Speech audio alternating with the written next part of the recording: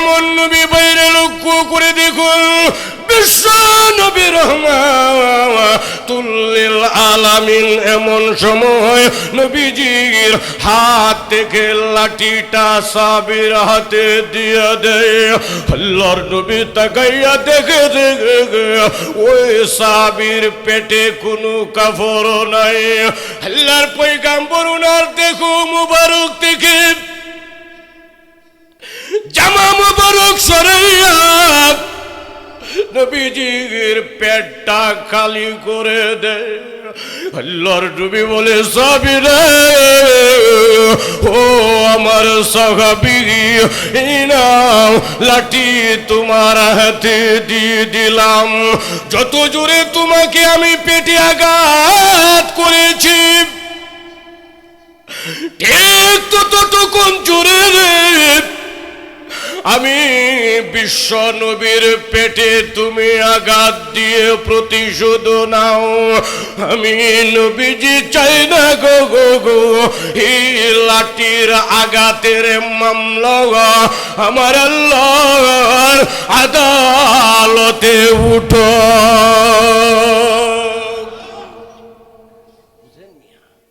বুঝেন কেমন নবীর উম্মত আমরা।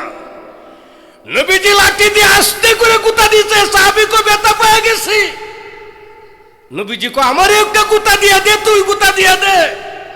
সাহাবী তো বড় চালাকি করে ফেলছে, লাঠিটা হাত থেকে ফেলে দিয়া দৌড়ায়া নবীর গা তো খালি, একেবারে যত জুড়ে ফারে আল্লাহর হাবিবকে জড়ায়া ধরে ফেলছে। আওয়াজ দিয়ে বলেন সুবহানাল্লাহ। মিয়া আল্লাহর হাবিবকে জড়ায়া ধরে ফেলছে। হযরতে সাহাবী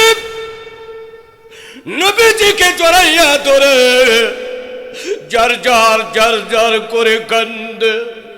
আল্লাহর নবী বলে, সাহাবী দেখে তোরে তো আমি দিছিলাম গুতা দেওয়ার জন্য, তুই যে আমারে ধরলি কি জন্যে ধরলি তাড়াতাড়ি গয়ে। সাহাবী বলে, রাসূলুল্লাহ, হাবিবাল্লাহ, বদরের ময়দানে যাইতেছি, জানি না জীবিত ফিরে আইবনি। যদি নবী মারা যায় ওই জান্নাতে দেখা হবে, আর যদি গাজী হয়ে আবার বাড়িতে আসি আপনি বিশ্ব নবীকে আবার দেখার সুযোগ হবে। নবীজি আপনাকে কেন জড়াইয়া ধরছে? নবী তো আপনি জানেন না মৃত্যুর আগে আমি সাহাবী সিনাটার আপনি বিশ্ব নবীর সিনা মুবারকের সাথে আমি সাহাবী লাগাইয়া গেলাম। হাদিস দিয়ে কথা শুরু করব। এই যে মিম্বারে বসছি, এটার সিঁড়ি কোঠা, এটা দিয়ে শুরু করতেছি। সিঁড়ি কোঠা, তিনটা সিঁড়ি। এই সিঁড়িওয়ালা মিম্বার যখন পৃথিবীতে ছিল না, একটা সময় তো এই মিম্বরগুলি ছিল না, কথা ঠিক না?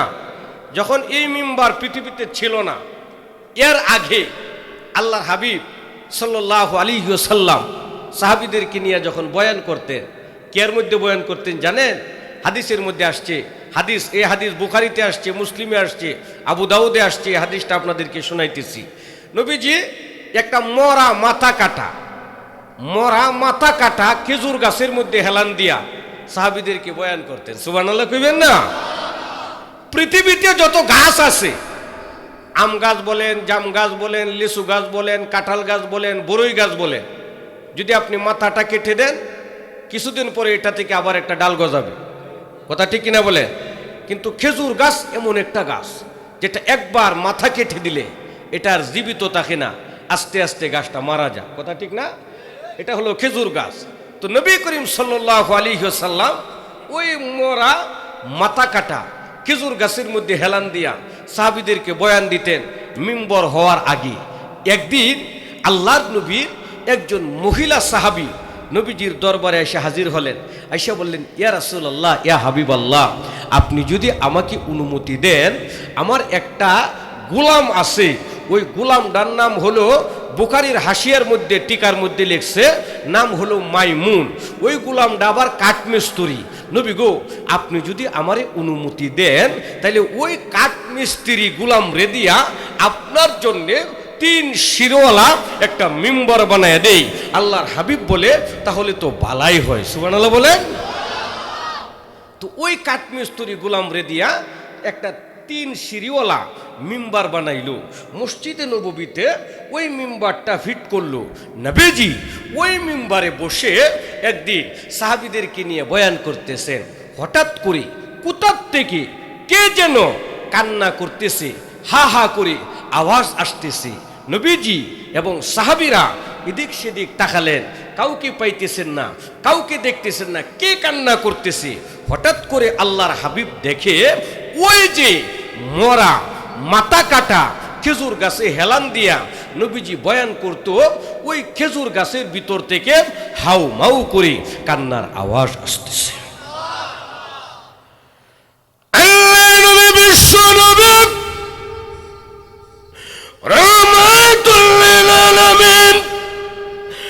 এবার মসজিদে নববীর মিম্বার থেকে নেমে গেলেন। নবীজি যাইয়া ওই মরা খেজুর গাছটাকে জড়াইয়া ধরলেন।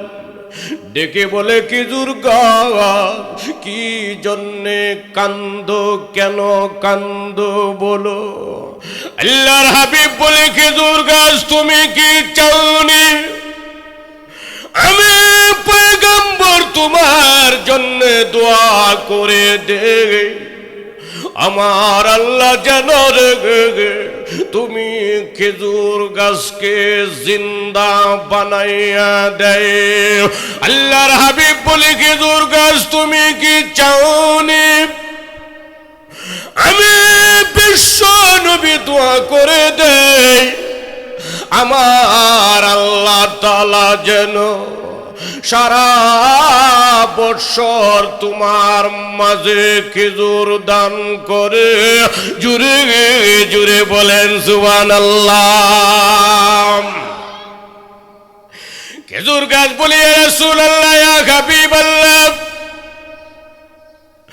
ওগো নবীজি, সারা বৎসর আমার ভিতরে খেজুর থাকো, আমি খেজুর গাছ জিন্দা হয়ে যায় এইগুলি আমি চাই না গো নবীজি।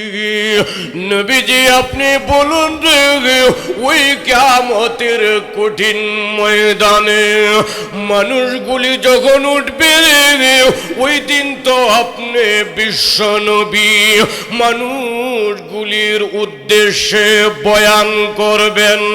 ওগো নবীজি,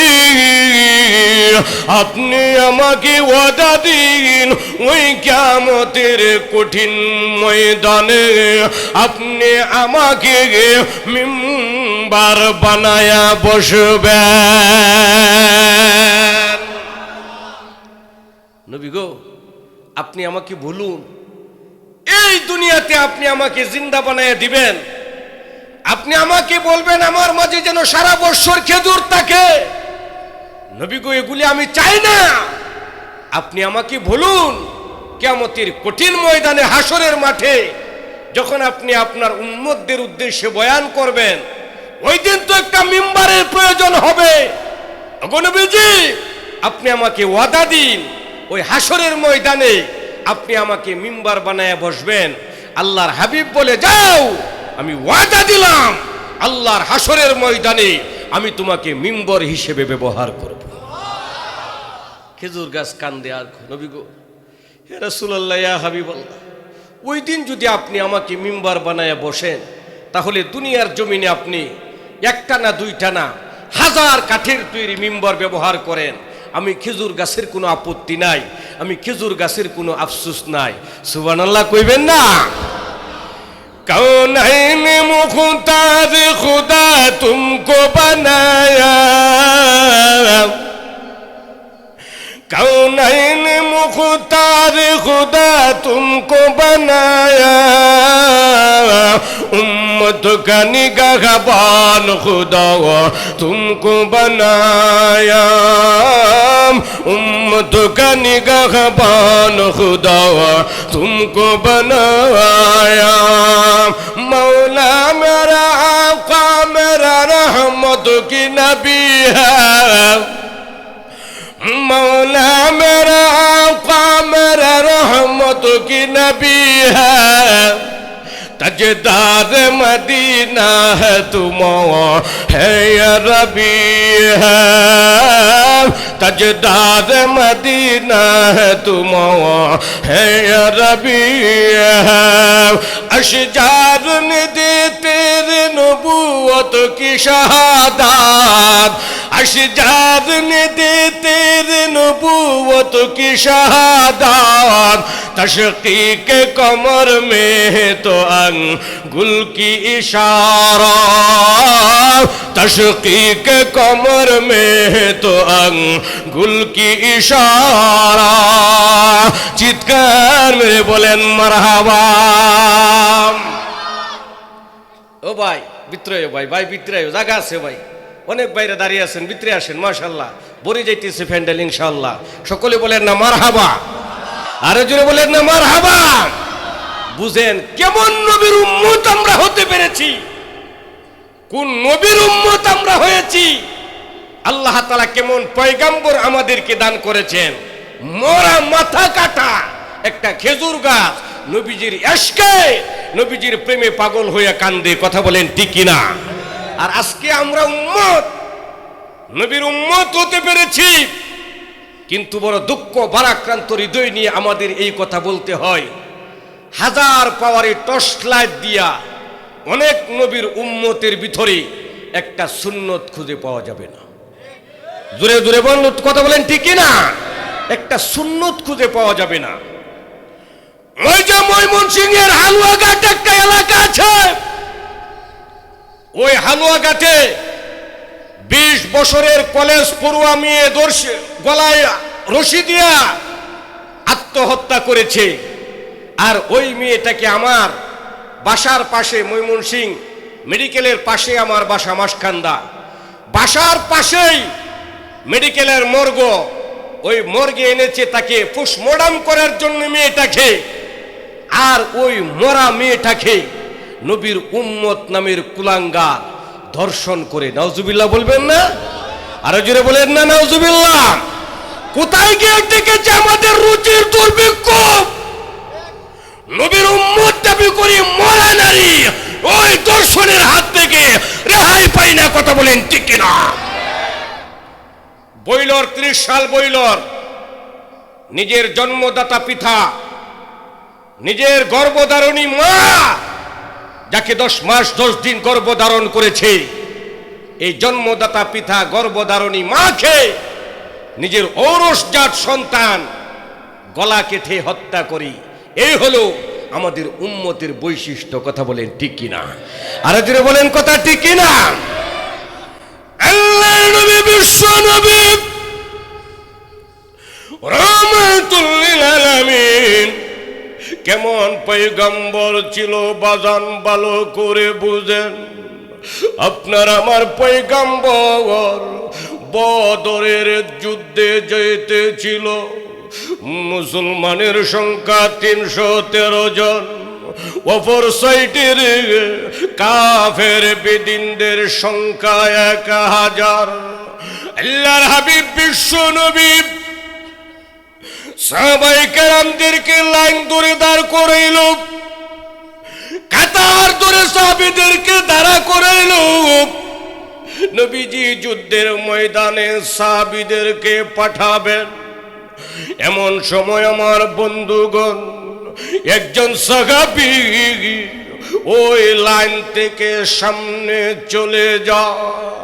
আল্লাহর হাবিব উনার হাতে একটা লাঠি ছিল, ওই লাঠি দিয়া সাহাবীর পেটে একটা গুতা দিছে।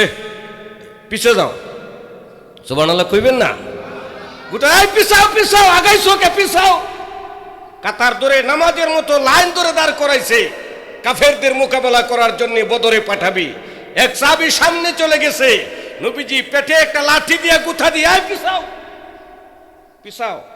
সাহাবী তো বড় চালাক সাহাবী। বাজার যুদ্ধের ময়দানে সাহাবাই কেরাম আগে যাইতেছা, আগে আগে। আর আমাদের দেশে নবীর উম্মতরা যত ফিসায়া থাকতারে, কথা বলেন ঠিক কিনা, যত ফিসায়া থাকতারে, নবীকে নবী মানে না। মির্জা গোলাম মাহমুদ কাদিয়ানী সে নিজেকে আখেরি নবী দাবি করে, যার প্রতিবাদে গত 2 দিন আগে সোহরাওয়ার্দী উদ্যানে বিশাল গণসমাবেশ হয়েছে। শুধুমাত্র একমাত্র উলামায়ে কেরাম, পাবলিক নাই। জোরে বলেন কথা ঠিক কিনা, পাবলিক নাই। যদি অনেকটা গ্যাঞ্জাম হয়, কিছু পাবলিক আছে বালাই হইছে, গেছে কে। জোরে কোন কথা ঠিক কিনা, উল্টা আরো হইলে টেলিয়া দে, গেছে কে। একটা হাদিস শোনায় আপনাদেরকে, একটা হাদিস যুদ্ধের ময়দান থেকে পলায়ন করা সম্পর্কে। নবীজি বলেছেন 7 প্রকারের অপরাধ। কয় প্রকার? 7 প্রকারের কাজ, মারাত্মক আকারের গুনাহ। বড় ভাই একটু অনুরোধ করে কই, বউ ভাই কে লেগে যাইতেছ গা ভাই, আইছো দিনের কথা শোনার জন্য, আল্লাহ গুনাহ মাফ করে দেবো বেটা। এই যে বইয়ে পড়ছে মারহাবা কোন, এটা আমার ওয়াজের একটা খাসিয়ত আছে। আওয়ান লাগবো, যাওয়ার সুযোগ নাই। কথা বুঝুন, যে আওয়ান লাগবো, যাওয়ার কি নাই, সুযোগ নাই। যদি জানগে তাইলে আমার ওয়াজ নষ্ট হয়ে দেবো। বসেন। কয় প্রকারের অপরাধ? মারাত্মক আকারের গুনাহ। 1 নম্বর, ব্যাখ্যা করার সুযোগ নাই, খালি প্রকারটি বলে দিই। 1 নম্বর, নবীজি বলছেন শিরিক করা যাবে না। কি করা যাবে না? 2 নম্বর, জাদু করা যাবে না। জাদু বুঝেন তো? জাদু তবু তো গাজীপুর নাই। হ্যাঁ আছে, গাজীপুর আইছে। আমরা নেত্রকোনা কেউ অভাব নাই, সবার গড় জাদু। গত কয়েকদিন আগে আমার মসজিদে জুমার নামাজ পড়াইতেছিলাম। নামাজের পরে বেরোইছি, এক মুসল্লি আইসা আমাকে বলতেছে, হুজুর একটা বিপদে আছে। আমি বললাম কি থা? হুজুর আমার এক মেয়ে দেখতে খুব সুন্দর, মারাত্মক সুন্দর। আচ্ছা। হুজুর পড়াশোনা মাস্টার্স কমপ্লিট। আচ্ছা। আমার সহায় সম্পদ অভাব নাই। আচ্ছা। হুজুর আমার বংশ অনেক বড়। তাহলে কোনো কম আছে? এখন কিন্তু হুজুর একটা বিপদে আছে। আমি কইলাম কি তা? হুজুর মেয়েটার বয়স প্রায় 10 বছর বেশি হয়ে গেছে গা, ওখানে বিয়া হইতেছে না। কি হইতেছে না? বিয়া হইতেছে না। দেখতে সুন্দর, পড়াশোনা বালা, টিয়া পয়সার অভাব নাই, বিয়া হইতেছে না। কারণটা কি? রিসার্চ করে দেখলাম এই মেয়েটারে আরেক দুষ্ট লোককে জাদু করছে। কি করছে? কেন জাদু করলো? হিসাব মিলিয়ে দেখলাম ওই ছেলেটা মেয়েটারে পছন্দ করতো, কিন্তু বিয়া করতেছে না। বিয়া যে করতেছে না, রাগে গুসায় ওই মেয়ের বিয়াটা বন্ধ করে দিছে জাদু কইরা, যেন মেয়ের আর বিয়া অন্য জায়গায় নাই হয়। এই হলো আমাদের উম্মত নামের কুলাঙ্গারের বৈশিষ্ট্য। কথা বলেন ঠিক কিনা? আমি তো বলবো, ওই বেটা, এ বেক্ক, তুই যে মেয়েটারে বিয়া করতেছস না, এটা তো তার ব্যর্থতা না, আমার ব্যর্থতা, তোর ব্যর্থতা। কথা বলেন ঠিক কিনা? তোর ব্যর্থতা। তুই যদি সত্যিকারী মেয়েটাকে পছন্দ করতে, তুই তো তাকে ক্ষতি করার কথা না, বরঞ্চ তার উপকারের কথা, আমরণ মৃত্যু পর্যন্ত। কথা বলেন ঠিক কিনা? তার মানে বোঝা গেল তুমি 2 নম্বর। কয় নম্বর? আর কিছু মানুষ আছে দেখবেন, লগে থাকতো তো এটা ধনী হয়ে যাইতেছে, টেহাওলা হয়ে যাইতেছে, সম্মান বাইরে যাইতেছে। কিভাবে টাইম নিয়ে নিজ বানামা নিজা, আর এক বেটার আগে কহ এটা জাদু করে বান মাইরে। তো আছে না নাই? হিংসা দিলটার মধ্যে অভাব নাই, বড় আকারে হিংসা। আল্লাহ রাসূল বলেন এই ধরনের জাদু করা এটা হলো মারাত্মক অপরাধ, মারাত্মক গুনাহ। 3 নম্বর রাসূল বলেছেন অন্যায়ভাবে কাউকে হত্যা করা। 4 নম্বর রাসূল বলেছেন সুদ খাওয়া। হ্যাঁ, কি খাওয়া? জোরে হয় না? গাজীপুরের মানুষ বুঝো সুদ খানা। High high high high high high, সুদ খাওয়া। সময় পাইলে এই পয়েন্টে কয়েকটা কথা পরে বলবো। 5 নম্বর হলো এতিমের সন্তান, এতিম সন্তানের মাল খাওয়া যাবে না। কোন সন্তানের? এতিমের হক। আর আমরা নেত্রকোনা, বাপ রে বাপ, যদি বড় ভাই মরিয়াছে, দু একটা সন্তান ইতিম হয়ে গেছে, আরেক ভাইয়ের চিন্তা হইল কিভাবে হেরে টোকাইয়া সম্পত্তি আত্মসাৎ করা যায়। কথা বলেন ঠিক না? এইটা বুঝো গাজীপুর নাই। হ্যাঁ, এতিমের সম্পদ খাওয়া যাবে না। 6 নম্বর হলো যুদ্ধের ময়দান থেকে পলায়ন করা যাবে। এই যে যুদ্ধের কথাটা সেদিকে কইয়ালছি। 7 নম্বর কি জানুন? আল্লাহর নবী কইছেন 7 নম্বর হইল ভালো মানুষ, সৎ মানুষ, লোকটা জীবন ওই কামটা করছে না, কিন্তু হের উপরে মিথ্যা অপবাদ দেওয়া। কি দেওয়া? আর আমরা সার দোহানো বয়ে বয়ে তো যত গল্প করন যা, কথা কয় না, হুদাই সিনেমা দেখতেছে, চা খাইতেছে, আরেক বেড়ার গিবত করতেছে, আতস আসলে বেড়া জীবন ওই কামটা করছে না। কথা বলেন ঠিক কিনা? এই ধরনের কাজ হলো মারাত্মক গুনাহ। যুদ্ধের কথা কইয়াছিলাম, আল্লাহর হাবিব সাহাবীকে পেটের মধ্যে গুথা দিয়ে কইতেছে পিছাও। সুবহানাল্লাহ কয় না? মনে আছে? হাদিস মনে আছে? একটু পিছাও। আল্লাহ নবীর সাহাবী উনি বড় চালাক, চালাকি করে ফেলেছে বাজার। পেটের মধ্যে ধরে বলেন নবী গো ব্যথা পায়া গেছি। ওগো নবীজি পেটের মধ্যে গুতা মারছেন, নবী গো ব্যথা পায়া গেছি। আল্লাহর নবী কেমন নবী বাইরে লক্ষ্য করে দেখুন, বিশ্ব নবী রাহমাতুল আলামিন এমন সময় নবীজির হাত থেকে লাঠিটা সাহাবীর হাতে দিয়ে দেয়। আল্লাহর নবী তাকাইয়া দেখে ওই সাহাবীর পেটে কোনো কাফড় নাই। আল্লাহর পয়গম্বর উনার দেখো মুবারক থেকে জামা মুবারক সরাইয়া নবীজির পেটটা খালি করে দেয়। আল্লাহর নবী বলে সাহাবী রে, ও আমার সাহাবী, এই নাও লাঠি তোমার হাতে দিয়ে দিলাম। যত জোরে তোমাকে আমি পেটে আঘাত করেছি ঠিক ততটুকুন জোরে আমি বিশ্ব নবীর পেটে তুমি আঘাত দিয়ে প্রতিশোধ নাও। আমি নবীজি চাই না গো গো গো এই লাঠির আঘাতের মামলা আমার আল্লাহর আদালতে উঠো।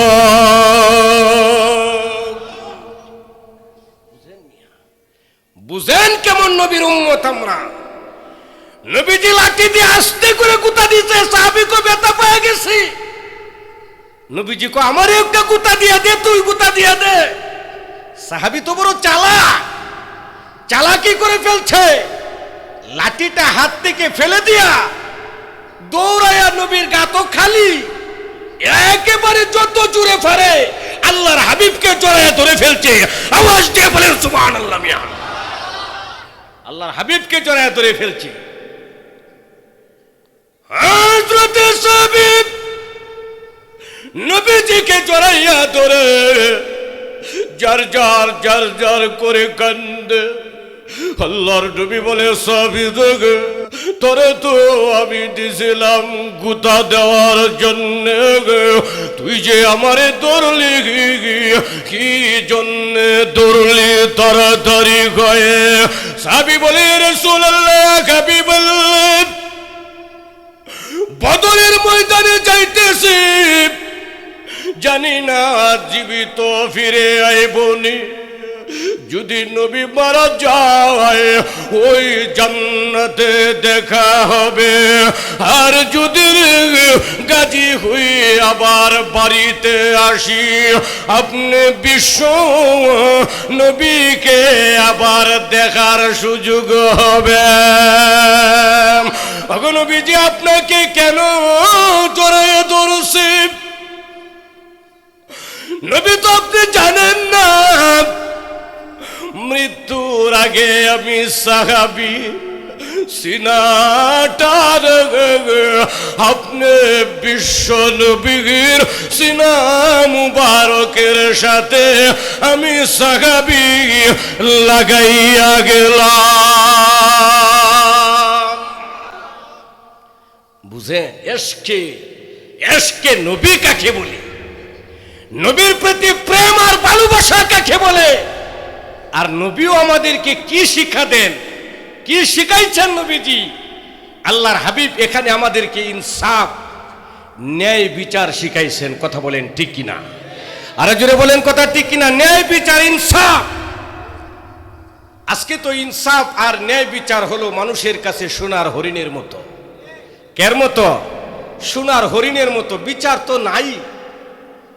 যার টাকা আছে বেশি বিচার তার পক্ষে, যার ক্ষমতা বেশি বিচার তার পক্ষে, যার বংশের মধ্যে লোক বেশি বিচার তার পক্ষে, যে ব্যক্তি স্থানীয় মানুষ বিচার হলো তার পক্ষে। কথা বলেন ঠিক না? তুমি বিদেশি, তুমি বিচার পাবে না। তোমার টাকা নাই, তুমি বিচার পাবে না।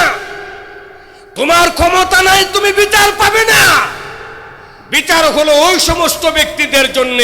এই জন্য আমরা বলি বর্তমান পৃথিবীতে বিচার হলো সোনার হরিণের মতো। কথা বলেন ঠিক কিনা? বাজান, আল্লাহ নিজে ন্যায় বিচার সম্পর্কে কোরআনে ওয়াজ করছেন। কোরআনে নিজে আল্লাহ ওয়াজ করছেন, ইন্নাল্লাহা ইয়া'মুরু বিল আদলি ওয়াল ইহসান।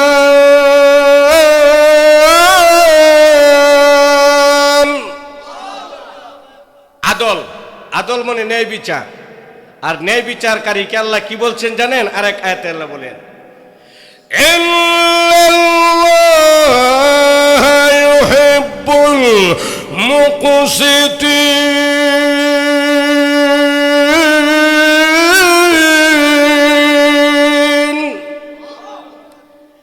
আল্লাহ বলেন ন্যায় বিচারকারীকে আমি ভালোবাসি।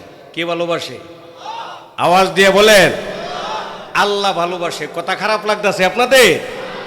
আল্লাহ ভালোবাসে। শুনেন, ন্যায় বিচারকদের বেলায় নবীজি হাদিস কি বলছেন? নবীজি বলেন, যারা পৃথিবীতে ন্যায় বিচার প্রতিষ্ঠা করবে, বাবা ছুটি নাই, হ্যাঁ ঘুমাইবই না, হ্যাঁ ছুটি নাই, শেষ করে দিচ্ছে, লম্বা কথা বলবো না। ন্যায় বিচারকারী সম্পর্কে আল্লাহর হাবিব কি বলছেন শুনেন।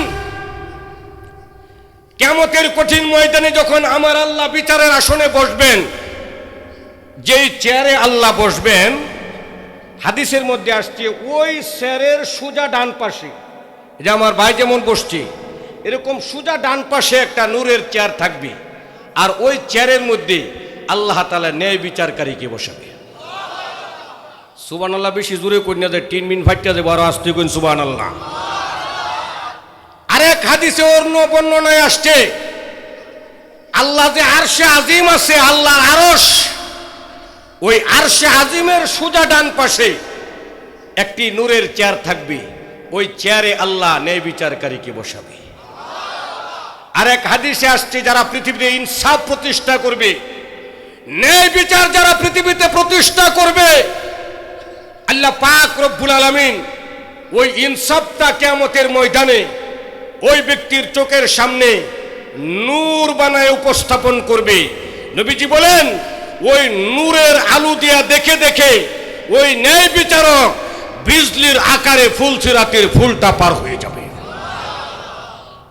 আর যারা ন্যায় বিচার না করবে, ইনসাফ যারা না করবে, জুলুম করবে, অন্যায় করবে, অবিচার করবে, সমাজে দেখবেন কিছু মানুষ আছে 5-7 জন মিলে একটা গ্রুপ করে, ঝগড়া লাগছে, হেডে রেখো, হ্যাঁ আসি, খাবারের বড় অভাব, দুর্ভিক্ষ চলতেছে, সন্তান ছোট বাচ্চাগুলি খাবারের জন্য কান্নাকাটি করে, বৃদ্ধ মানুষগুলি খাবারের জন্য জমিনে গইরে গইরিয়ে কান্নাকাটি করে। নবীজি আমি এখন কি করব? আমি ওদেরকে বললাম, তোমরা সবাই কালিমা পড়ে মুসলমান হয়ে যাও, আমার আল্লাহ চাইলে এলাকার রিজিকের অভাব দূর করে দিবে। আরো জোরে বলেন না সুবহানাল্লাহ। ইয়া রাসূলুল্লাহ, সব মানুষ আমার কথায় মুসলমান হয়ে গেল গো নবীজি, খাবারের অভাব তো দূর হয় না, খাবারের তো ব্যবস্থা হয় না। নবী গো আবার ওই মানুষগুলি গিয়া আমি সাহাবীর কাছে আইলো, আয়েশা বলে রে জলদি করে খাবারের ব্যবস্থা করো, না হলে আবার আমরা ইহুদি হয়ে যাব। নবী গো আমি একজন গরীব সাহাবী, কোত্থেকে খাবার দিব রে? আমি তো কোনো ব্যবস্থা করতে পারি না। আল্লাহর নবী বলে আলী রে দেখো মদিনার কোষাগারে কোনো খাবার মজুদ আসেনি। আলী কই নবী গো মদিনার কোষাগারে কোনো খাওয়ার নাই, করতে দেয়া।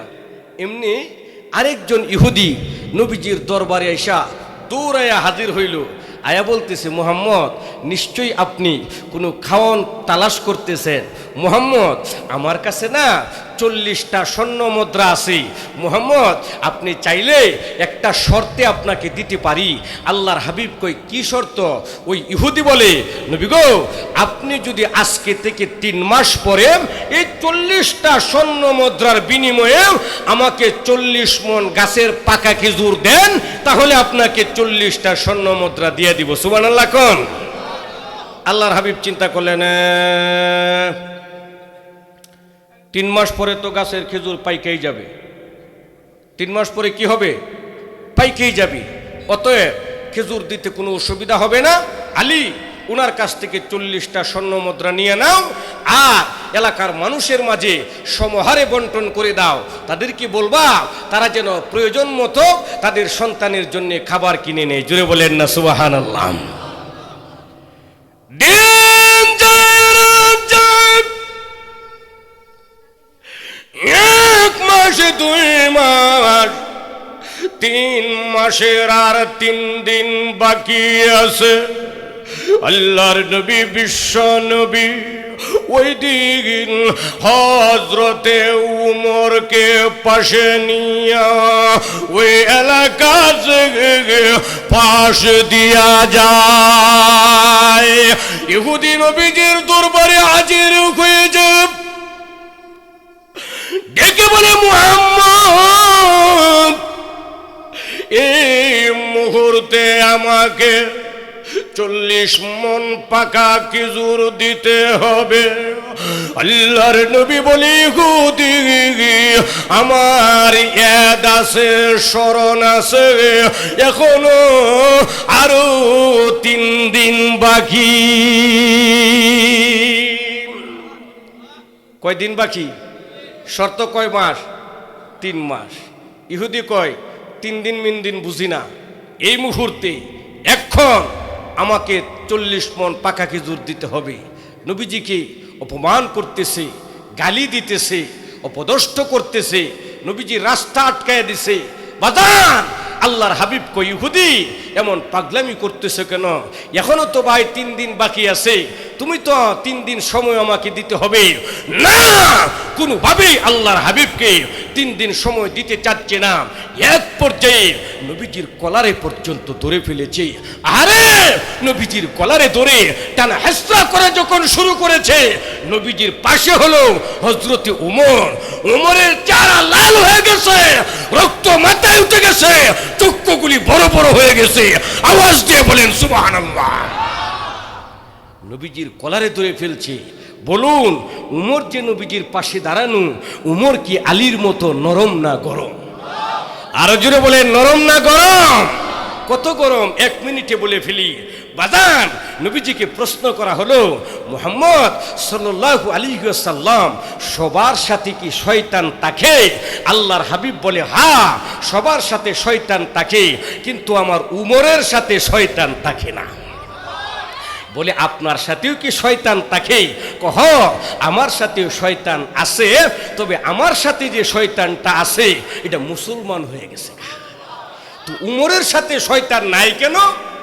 কিতাবের মধ্যে লেখছে সব সাহাবায়ে কেরামের তলোয়ার, ধারালো তলোয়ার কাফের ভিতরে ঢুকানো থাকতো। কাফ চিনেন তো? কাফের ভিতরে ঢুকানো থাকতো, কিন্তু উমরের তলোয়ারটা এটা সবসময় কাফের বাইরে থাকতো। তো শয়তান কো বাপ রে বাপ, উমরের হাতে যে দাঁড়ালু তলোয়ার এটা শোক শোক শোক শোক করতেছে, যদি উমরের কাছে যায় কল্লাটা আর এক কানো রাখতো না, আলাদা খুঁজে আলবো। এই জন্য উমরের সাথে শয়তান নাই।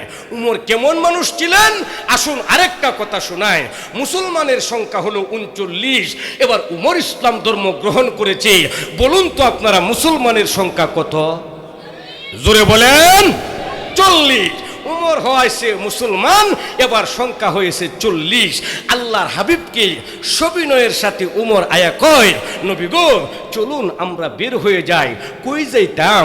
বলে কাবা ঘর গিয়া আমরা প্রকাশ্যে নামাজ পড়ব। এতদিন আপনারা গোপনে নামাজ পড়ছেন, গোপনে দিনের দাওয়াত দিছেন, গোপনে আজান দিছেন।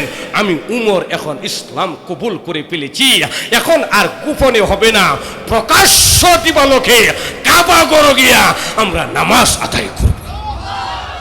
তো নবীজি এই কথা শুই না একটু চিন্তায় পড়ে গেলেন। উমর কয় কি? সব হইল কাফের, মাত্র 40 জন আমরা মুসলমান। উমর কয় কি কথাটা? নবীজি সাহাবীদেরকে বললেন, ও সাহাবীরা, উমর যে কয় বেরিয়ে যাইতাম কাবা ঘর, তোমরা কি তা কও? পরামর্শ আছে না? তোমরা কি তাকো? অন্য অন্য সাহাবীরা কইতেছে, হুজুর নবী গো বাইসাবে কইছই না উমর বাইসাবে? কহ উমর বাইসাবে যখন কইছুন অসুবিধা নাই, লইন নবী আমরা বাইরে যাই। সুবহানাল্লাহ কয় না? আর আসতে কন না সুবহানাল্লাহ। তো কাতার হইব দুইটা, কয়টা? এক কাতারে 20 আর এক কাতারে 20। কয় করিয়া? 20 করিয়া। কথা বুঝতেছেন? 20 করে কাতার হবে। উমর কই, নবী গো এক কাতারের সামনে থাকবেন আপনি রহমাতুল্লিল আলামিন, আরেক কাতারের সামনে থাকবেন আপনার চাচা আমিরে হামজা, আর আমি উমর থাকব সার্বিক ব্যবস্থাপনায়। দেখব কোন কাফেরের মায়ের সন্তান আছে যে আমাদের উপরে আক্রমণ করে, এটা আমি উমর দেখার দায়িত্ব। আওয়াজ দিয়া কোনারে সুবহানাল্লাহ। 2 কাতারে বের হয়েছেন, left right left right left right. আনন্দ তো, কাবা ঘরকে নামাজ পড়বো, এই যে যাইতেছে সুখ আর শান্তি, মনের ভিতরে ঢেউ খেলতেছে। বাজান কাবা ঘরের ওয়ালটা দেওয়ালটা যখন সাহাবাই কেরাম দেখছে, মনটা ভরে গেছে, দিল প্রশান্তিতে ভরে গেছে। যারা কাবা ঘরের দেয়াল দেখছুন হেরা কইতার বাইন দেখলে কত শান্তি লাগে, যারা দেখছুন না হেরা কইতার তাই না। কথা বলেন ঠিক না? তো কাবা ঘরের দেয়ালটা যখন দেখছে, সব সাহাবীদের মধ্যে একজন সাহাবী জোরে একটা নারায়ে তাকবীরের আওয়াজ মারছে। বাকি সব সাহাবী একেবারে কলিজার ভিতর থেকে টান দিয়া আমার আল্লাহু আকবারের শব্দটা জোরে সুরে বাসায় দিছে। আরো জোরে বলেন না সুবহানাল্লাহ। डरते नेकी दुनिया ने मुसलमानों के शीशे, जब मिल गए हैं दौलत ईमान नबी से, जब मिल गए हैं दौलत ईमान नबी से, मासू तेरी तौहीद से कुव्वत से को भी है, इस्लाम तेरा दीन में है मुस्तफा भी है, इस्लाम तेरा दीन में है मुस्तफा भी है। नजारा ये दगरी न जमाना को देखा दो, आई मुस्तफा कन के अंदर मुझको मिला दो, आई मुस्तफा कन के अंदर मुझको मिला दो। मैं मुर्दे मुसलमान तुझे कैदर की कसम है, दुश्मन के मुकाबले में लगाना राये तकबीर, दुश्मन के मुकाबले में लगाना राये तकबीर। मैं मुर्दे मुसलमान तू गए मुर्दे मुसलमान, एक हाथ में तलवार दूसरा हमें कुरान, एक हाथ में तलवार दूसरा हमें कुरान। চিৎকার বলেন মারহাবা। ভাইরা আমার নবীর সাহাবায়ে কেরাম জোরে জোরে যখন নারে তাকবীর মারে, আবু জাহেল নবীর দুশমন ঘরের ভিতর থেকে এই আওয়াজটা পাইল, দৌড়াইয়া ঘর থেকে দাঁড়ালো, তলোয়ার নিয়া বের হয়ে যাও। আল্লাহর নবীর সাহাবী হযরতে উমর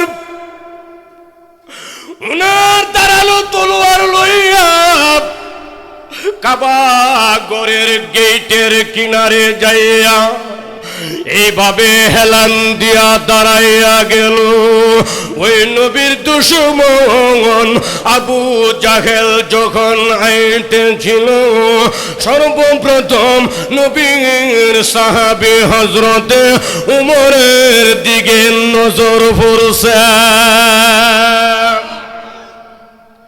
উমরের দিকে নজর পড়ছে সর্বপ্রথম তো ভাই উমর রে দেখিয়া আবু জাহিলিয়ার কলিজাটার মধ্যে ভূমিকম্প শুরু হয়ে গেছে কইতেন না সুবহানাল্লাহ ভূমিকম্প শুরু হয়ে গেছে এমন একটা হাত ব্রেক মারছে মনে হয় যেন ডেগের সালা মেন রুডো ট্রাকের চাক্কা ব্রাস্ট হইছে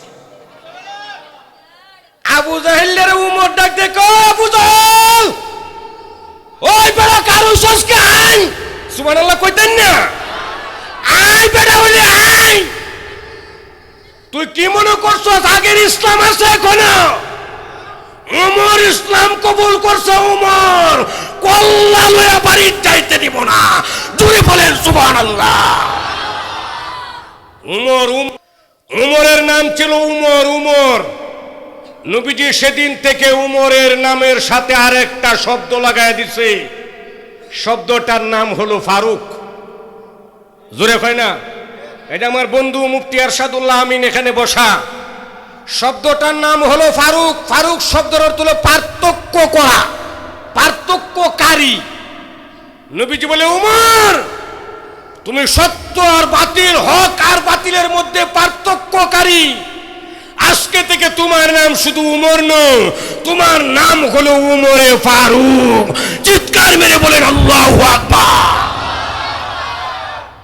বুঝেন মিয়া বুঝেন উমর কেমন ব্যক্তি ছিল যুবকদের মাধ্যমে পৃথিবীতে কালিমার পতাকা উড়েছে যুবকদের মাধ্যমে পৃথিবীতে কালিমার নিশান উড়েছে আজকে পৃথিবীতে 600 কোটি মুসলমানের মধ্যে মানুষের মধ্যে প্রায় 250 কোটি মুসলমান কথা বলেন ঠিক কিনা এরপরে ওই ফিলিস্তিনে ওই লেবাননে ওই ইরাকে আফগানিস্তানে ওই পাকিস্তানে ওই আমাদের পার্শ্ববর্তী রাখাইন রাজ্যে মুসলমানদেরকে মারে মুসলমানদেরকে নির্যাতন করে মুসলমানের সন্তানগুলি না খেয়ে মরে কথা বলেন ঠিক না 250 কোটি মুসলমান এরপরেও মুসলমানের উপর এত নির্যাতন কারণ কি আমরা রিচার্জ করে দেখেছি মুসলমানের যুবকগুলি ইসলাম থেকে দূরে সরে গেছে জোরে বলেন যুবক পায়ে হাত রেখে বলে যায় উমরের মতো আবারও ইসলামের কালিমার পতাকা ধরো কসম আল্লাহর আবারও পৃথিবীতে কালিমার পতাকা উড়বে কালিমার পতাকা উড়বে কালিমার পতাকা উড়বে ঠিক কিনা বলে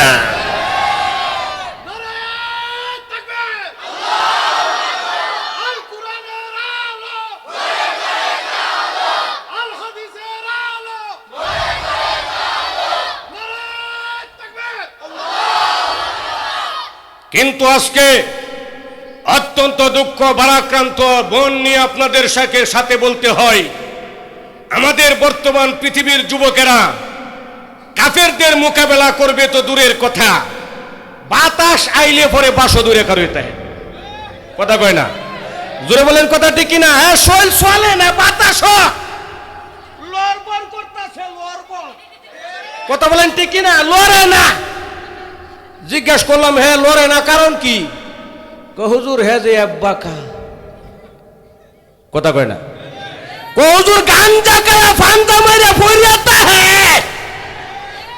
কথা ঠিক না হুজুর হে ফেস্টিং কা জুতার ঘাম গু কাউরার গোরের গু কাউরা কথা বলেন ঠিক কি না এই হইল আমাদের যুবকদের অবস্থা আজকে নিশা সিটি কর্পোরেশন রাজধানী উপজেলা ইউনিয়ন প্রত্যন্ত অঞ্চল পর্যন্ত করোনা ভাইরাসের চেয়ে বেশি নিশা ছড়ায় গেছে কথা বলেন ঠিক কিনা আমাদের মা বাবারা আজকে যুবকদেরকে নিয়ে বড় চিন্তিত বড় পেরেশান বড় টেনশন আমি গাজীপুরের জমিনে মুসলমানদেরকে বলে যাই নিশার বিরুদ্ধে জিরো টলারেন্স গড়ে তুলুন নেশা এমন একটা সর্বনাশা ব্যাধি যে নিজের জীবনকে ধ্বংস করে দেয়, সন্তানের ভবিষ্যৎকে ধ্বংস করে দেয়। বাবা মা লজ্জায় মানুষের সামনে মুখ দেখাইতে পারে না। আওয়াজ দিয়ে বলেন কথা ঠিক কিনা? যুবক, তোর পায়ে হাত রেখে বলে যায়, যে নেশা তোকে ধ্বংস করে, তোর সন্তানের ভবিষ্যৎ নষ্ট করে, তোর আত্মীয় স্বজনের সম্মান হানি করে, আজকের পর থেকে মানুষ পারে না এমন কোনো কাজ নাই। আজকের পর থেকে গাজীপুরের এই মাহফিল থেকে তওবা করো, হুজুর জীবনে আর কোনোদিন নেশার কাছে যাব না। কে কে রাজি আছে হাত উঠে দেখায়। আল্লাহ কবুল আর মঞ্জুর করা হাত নামা। মোহতারাম হাজরিন, মোহতারাম হাজরিন, শুধু প্রশাসন আমাদের নেশা দূর করতে পারবে না, আমাদের ইচ্ছা থাকতে হবে। জোরে বলেন ঠিক কিনা? প্রয়োজনে সমাজে সমাজে, মহল্লায় মহল্লায় নেশা প্রতিরোধ কমিটি গড়ে তুলুন। নেশা বিক্রেতা, নেশা সেবনকারী, এদের বিরুদ্ধে কঠোর থেকে কঠোর আন্দোলন গড়ে তুলতে হবে। তাহলেই আমার দেশ, আমার সমাজ নেশা মুক্ত হবে। আওয়াজ দিয়ে বলেন কথা ঠিক কিনা?